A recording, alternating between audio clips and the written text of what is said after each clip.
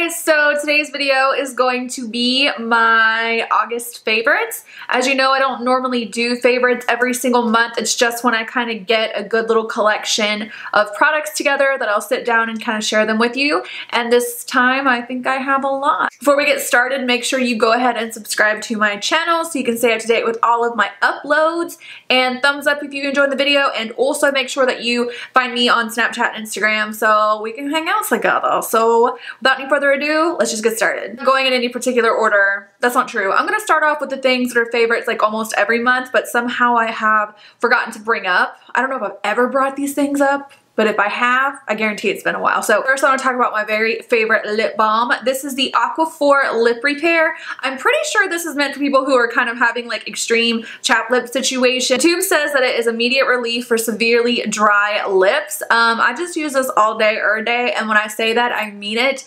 I have several bottles of these. Every time I go to the store, I pick one up. They're in my purse, in my car, in my nightstand, on my desk, in my vanity. I literally have to keep my lips slathered with lip balm at all times. I don't know what it is. I'm such a freak about that. But this is the best lip balm I've ever tried. Granted, I haven't tried a lot of very expensive lip balms before, but I used to use the Fresh Sugar Lip Balm, which is very nice, but it's 20 bucks, and every time I get it, I either lose it or my dog eats it. So this is only like $6 or something like that, and it definitely gets the job done. So this is a favorite, not just this month, but every month. Before we go any further, you would think for someone to have been sunless tanning for as long as I have that I would have this down to a science by now, but no, alas, here we are, just looking a mess, so let me through it. This is the Righteous Butter from Soap and Glory. This is my favorite lotion slash body butter I've ever used.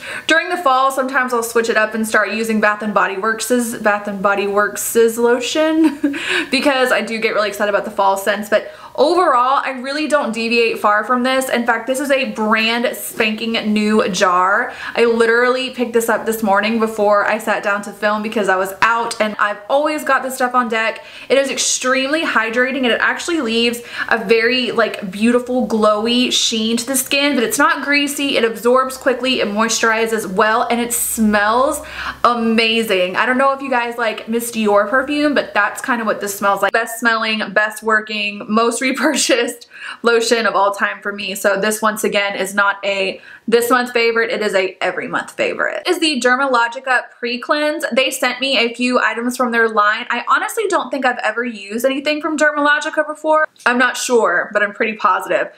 So far I've really liked everything that I've tried, but this is something I've been using so much, and I kind of had this moment where I was like, what have I done before you? I'm trying really hard to get out of using makeup wipes as frequently as I do to remove my makeup. I feel like I've been hearing lately through the grapevine that it's really bad for your skin to use makeup wipes to remove your makeup.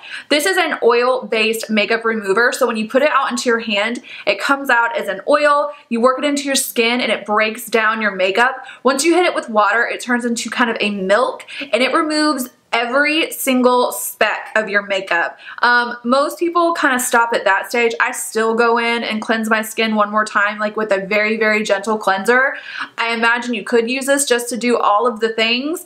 I just kind of use this to remove the makeup, but I'm a little extra that way. Cool thing about this is after I take it off, even before I move on to my next cleansing stage of my routine, my skin feels so stinking clean, but not dried out. It feels hydrated and soft. Like, I actually look forward to the days where I have to use this. Like today when I get to go take my makeup off, I'm just gonna relish the process of removing it using this. So yeah, the Dermalogica Pre Cleanse has been a very big favorite of mine lately. This is definitely a bit random for me because I know it's something that most people have used a million times by now. It's definitely not a new product, and it's actually the exact opposite of the most recent favorites foundation that I put in a video. I believe the last foundation that I put in a favorites video was the Makeup Forever Aquablend, and I still love that foundation so much, but I've just been trying lots of new things. This is the exact opposite of that foundation. A totally different side of the spectrum. This is the Estee Lauder Double Wear Foundation. I obviously just use it because it's a little dirty, but that's okay. I feel like this is a foundation that everyone at some point kind of cuts their teeth on when it comes to trying out high-end foundation. I somehow completely skipped that step, but I was at Ulta the other day. I was in the market for a new foundation to try some new stuff. I picked it up and I have to say, this is a really nice foundation. Now, I would not recommend this foundation for every day. I can't even tell you how many people I've met in my life that tell me this is their everyday foundation, and that just like boggles the mind to me because this is so full coverage. Like, this is an intensely full coverage foundation. It dries down to a very matte texture, which doesn't bother me much because I have oily skin, but if you are dry skinned, I don't know how much you're gonna like something like this. I understand we all like a bit of glam here and there, but at the same time, I don't think that means that we need to be wearing full coverage foundation underneath a full coverage concealer, setting it with a full coverage powder foundation. Do you know what I mean? Like, if you have good skin, play that up. I love beautiful, fresh looking skin, which is why this is kind of a strange favorite for me, don't get me wrong. But I will say this foundation is something I could see myself picking up for events or nights out, anything like that. I feel like I've heard through the grapevine that this does have flashback. I don't really know what ingredient causes that because there's no SPF in it. That I know for pretty certain, but I will have to find out for myself and let you know actually how that plays out. All this to say, I like this foundation. I wouldn't wear it every day, but when I'm trying to look a little fancy, I feel like this is what I'm gonna pull for. So yeah, definitely a favorite. This is the Dermablend Loose Setting Powder in the color Translucent. I think there's a few other shades of this. I used this recently in my contour and highlight video. If you guys enjoyed my Eyeshadow 101 series, I know a lot of you guys have found my channel through those videos, I highly suggest you watch that video because it's a lot more involved and detailed than just your standard, like put your contour here, put your highlight here thing. A lot of people that have seen it, that enjoy the eyeshadow series, have told me that they really, really appreciate that one as well. Thought I'd throw that out there. I'll link it up here somewhere. Make sure you check it out. But I did use this powder in that video for the baking portion of that tutorial. This is a really soft, finely milled powder. It really smooths out the area underneath your eyes or wherever you put it. Like when I use this to bake my makeup underneath my eye area, I feel like it removes my pores. It's magic or something. You cannot leave this on for too long because it does lighten things up a little bit. In fact, today I feel like I'm a little bright under the eyes, like a little more than I normally would go for. Not the end of the world, but this is definitely one of my new favorite loose powders on the market. I think it's extremely underrated. I would check it out, just saying. And as far as I know, you can definitely get Dermablend at Ulta. I'm not sure where else they're carried though. Speaking of my highlighting and contouring video, this is the Charlotte Tilbury Filmstar Bronze. Oh my god, look at this ridiculousness. I can't. I'm trying to like hide my hands, but it's basically impossible today, whatever. This is the Charlotte Tilbury Filmstar Bronze and Glow Contour and Highlighting Palette, I guess you could call it that. Maybe you'd call it a duo, I'm not sure.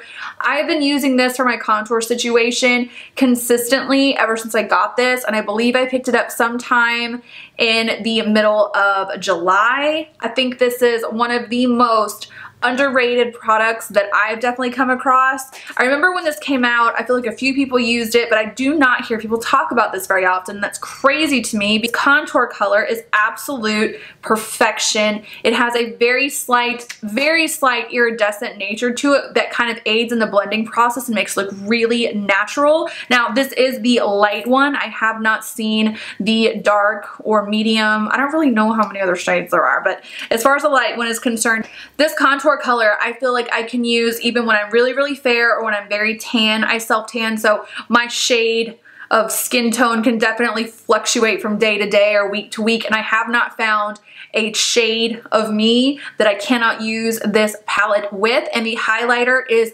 gorgeous, especially if you're not into that super chunky frosty highlighted look. It's not my thing. No tea, no shade, no pink lemonade. It's okay if it's yours. Easily see this being a favorite makeup product of life. You'll see it in my best of beauty for the year. I freaking love it. These are the Wayne Goss brushes. This is the face set that you can get off of beautylish.com. I actually had another video not too long ago where I mentioned some Wayne Goss brushes, and I've since expanded upon my collection, obviously, and Even though these are extremely expensive, absolutely no regrets about picking them up. They are so incredibly soft. Like, I didn't realize, if I'm being completely honest, how scratchy my other brushes were until I got this one.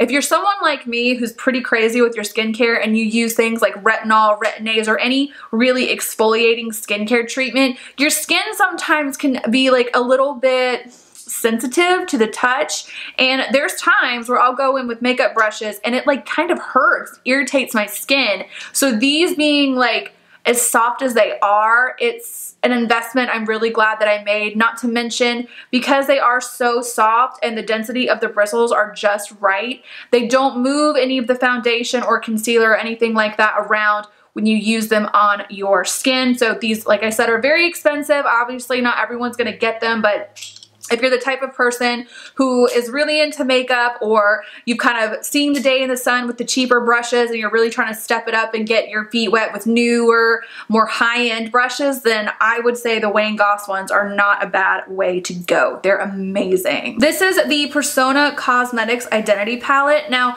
I'm going to start off by saying that to look at this palette right out the gate, it's not going to seem incredibly remarkable or groundbreaking. There's really no colors in here that anyone who has a pretty sizable makeup collection will not have a dupe for. However, I feel like if there was like a place that you go to on your very first day of getting into makeup and they gave you like all the stuff you're supposed to start off with, I feel like they would give you this palette because it's absolutely perfect for that. It's really good for travel. It's really good for people who do not own a lot of eyeshadow and are just trying to get a collection going. Honestly, I'm not one to recommend a whole lot of palettes I say that, but I have 2 more eyeshadow palettes to show you. Just without a doubt, one of the best eyeshadow palettes I've ever seen in my entire life. Now, this was sent to me, so I don't know how much it retails for. I will link it down in the down bar though, so you can check it out for yourself. This palette was created by Sona Gasparian. I'm so sorry if I'm pronouncing her name wrong. She is a fellow YouTuber here, and this is from her company. These shadows are incredible. They are some of the most densely pigmented, most buttery, easy to blend, beautifully formulated. Like, they are incredible. I hope that she actually decides to make these shadows individuals and come out with a whole line of that, because I guarantee you I would pick them up and I probably would never use another eyeshadow brand in my life. That's how good I think this is. This is the palette that I will take with me from now on when I travel. It has a good collection of mattes and shimmers. It has neutrals, warm neutrals, cool neutrals. That's hard to say. It's perfection. I love it. I love it. I love it. I love it. I love it. Did I say I love it? It's a really solid product, and I don't know why I don't hear about it more, because it's amazing. So if you haven't checked this out, I would look into it. It's dope. This is the Charlotte Tilbury Dolce Vita Luxury Eye Palette. Now, luxury definitely kind of is the operative word here. This is not an inexpensive palette, and this is not a palette that is chock full of tons of colors that you're gonna get a lot of bang for your buck for. But I will say, this palette is freaking gorgeous. I used this to create the eye look that I'm wearing in my contour and highlight video that I just mentioned a little while ago. And I'm not gonna lie, I've had this for a while. I got these 2 things at the same time, and I just haven't reached for this because, as pretty as the colors are, I just kept feeling like I have so much stuff like this. I'll use it later, I'll use it later. Well, I finally used it, and I don't know how I'm gonna be able to explain this and it make any type of sense whatsoever, so bear with me. But these shadows, though they might look like shadows that I own, they do not perform like anything I own. And they have this gorgeous, like, lived in but really expensive look on the eyes. And it's something that I just can't explain. It's something you're gonna have to see for yourself and try for yourself to really get an idea of what I mean by it. I believe this is one of her more popular palettes that she has out, and I will tell you right now, especially this shade right here, this gold glitter, as an eyeshadow topper, it just, oh, it's so beautiful. I used all of these colors to create the look that I mentioned, and I'm going to film a tutorial using this, and I'm sure a lot of people aren't going to be happy about it because it is so expensive, but I'm not one to try to push you to make expensive makeup choices just to make them. This is something that's worth it to me. This is the kind of shit I'm into. I love this thing, and I guarantee you I will hit pan on every single one of these shadows, and I also guarantee you that I'll be picking up more of these palettes as well. So yeah, that is the Dolce Vita palette from Charlotte Tilbury. I always feel like I lose my voice when I sit down to do this. This is the Sephora Pro Warm palette. Now, let me tell you a little story Story behind this palette is that around June, I feel like whenever this palette first came out, I just remember seeing a lot about it on YouTube and Instagram. I didn't like watch I just don't watch a lot of other people's videos. I know it sounds messed up, but I like to kind of go into things like with my own mind and not having anybody else's influence. But anyway, I do just remember seeing a lot of videos coming out that were titled Sephora Pro Palette Review. It was like this thing, and no shade on Sephora, but I don't feel like anybody really ever talks about Sephora's makeup, Sephora brand makeup. Cut to a few weeks later, I am in a physical standing Sephora and I see the palette and I walk up to it and I dig my fingers in it and I was just like, holy shit, like this is I can already tell this is gonna be a really good palette. And for the most part, I'm the type of person that swatches do not necessarily tell me everything, but there are some things that you can swatch and just from the texture just kind of know. And in that moment, I knew. We're sold out. So when they restocked online, I ordered mine. I got it a few weeks ago and it's messy, big shocker. All my makeup is always messy. I have used the actual crap out of this thing. Like I have a Z palette full of all of my favorite individual neutral eyeshadows, and that's typically what I use when I do my makeup. I have not touched it since I picked this palette up. I want to do a full dedicated review and tutorial using this. You guys will have to let me know if that's something you want to see. This palette is not perfect by any stretch of the imagination. A lot of people are super bothered by how kind of dusty the shadows are and how much kickback there is. It doesn't bother me as long as they perform well. It's not the end of the world to me whatsoever. To look at it straight on, obviously a lot of these colors are very similar and that's usually something that bothers me. And not only that, but the lid colors, the more shimmery colors in the palette are not lid colors that I am drawn to. I prefer a more pink or a bronzy tone as a shimmery color on the lid. Gold just does not, anything orange or gold on my lid, I don't know, it's just not my thing. So it's not perfect, but it's pretty damn close. And I have been like I cannot stress, I'm wearing it today. Even when I put my look that I put together with this palette that I was just talking about, I still use some shadows from here. Like I definitely want to go back and get the other two. If this is any indication of what the other two are like, I will be getting the other two as well. Freaking love it. So you guys let me know if you want a full review, even though I kind of just gave you one. Just let me know. This is the Urban Decay Beached Bronzer. This is another one of those products that I feel like I don't hear anybody talk about, but this is a beautiful bronzer. I don't know why more people don't use it, or I've never heard anything about it. Urban Decay did send this to me and I've been using it ever since. What I love, I'm wearing it today in fact. What I like about this bronzer so much is the tone of it. It's not too orange, it's not too brown, it's not too ashy, it's just freaking perfect. And it has a slight, like tiny bit of a pink undertone, which is always something I gravitate towards when it comes to my complexion products, because though I do pull pretty neutral, if there was an undertone to me, it would be pink. So I tend to kind of just gravitate towards those things, and this is gorgeous. The formula is great. It blends out amazingly well. I freaking love it. It is my new favorite bronzer in the entire world. And like I said, it is the Beached Bronzer and mine is in the color Sunkissed. Oh my gosh, my hands look so crazy. This is the every time I see my hands, I just want to stop talking and like cry a little bit. This is the It Cosmetics Brow Power Powder in the color Universal Transforming Taupe.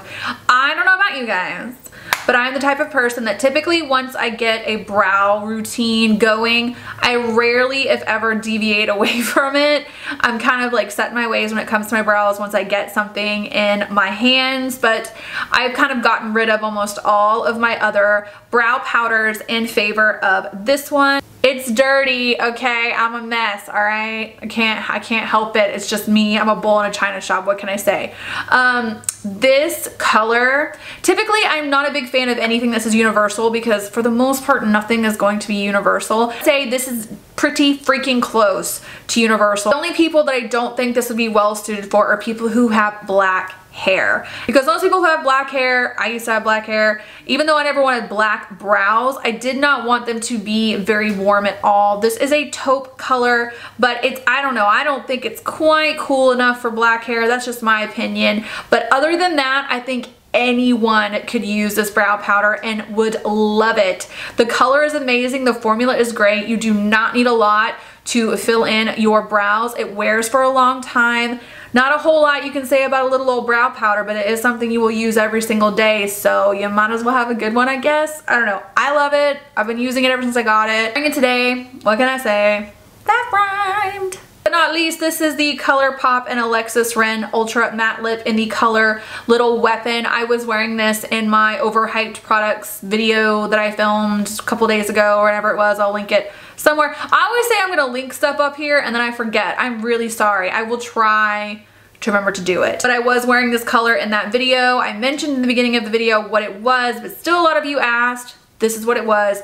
I'm not wearing it today, but this is freaking gorgeous. It is the most perfect summer red. In fact, in that video, I made a comment about how I was bummed that I didn't get this in time for the summer, but what I meant by that is like once fall gets here, I'm gonna be just all about that dark, vampy lip life. These kind of more neon, bright colors will take a back seat for a little bit, but this is a gorgeous, like, I don't even know how to explain it. It's almost like a bright red with a tiny bit of a fuchsia undertone, but not so much that it pulls pink. It just doesn't look like a flat red at all. It's not an orangey red. It's just got the most interesting, I don't even know the words. Now, ColourPop is not the most comfortable liquid lipstick in the entire world. They are a great price, but like I said, not the most comfortable. This one doesn't bother me that much, and even if it did, I wouldn't care. I would still wear it because the color is so beautiful. So Alexis Ren, whoever you are, thank you so much for putting this little bad boy out. I love it so much. And that is Little Weapon from ColourPop. Alright guys, that is the end of my August favorites. I really hope you enjoyed it. Please make sure to